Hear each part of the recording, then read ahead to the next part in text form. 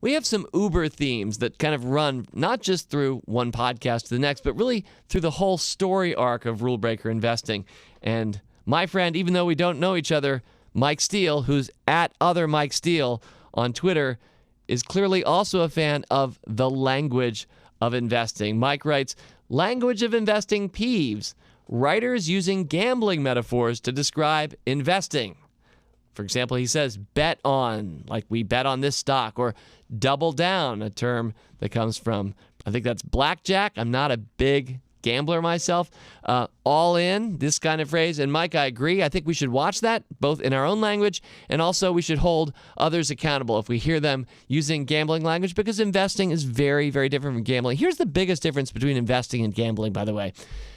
Typically, slot machines, which are some of the best deals that you can find when you are in a casino, are, I think, taking about 3 to 5% of the proceeds. So still paying back about, 95% or whatever that you put in. But did you notice it's a negative return?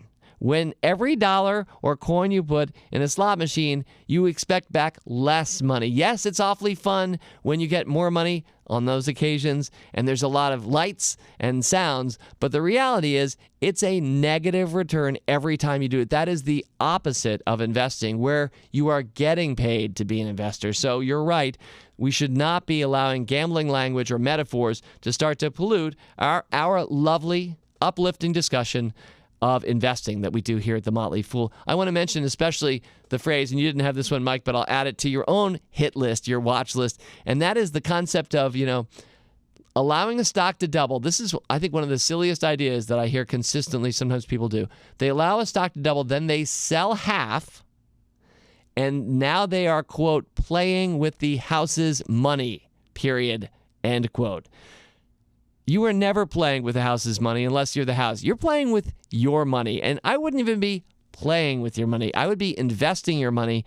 And I certainly wouldn't be thinking that just because something's done well, you should sell out your initial cost basis so that all you have left now is just profit. That's a great way to undercut your investment returns over the long term, all under the guise of, quote, playing with the house's money, end quote. As always, people on this program may have interest in the stocks they talk about, and the Motley Fool may have formal recommendations for or against, so don't buy or sell stocks based solely on what you hear. Learn more about rule breaker investing at rbi.fool.com.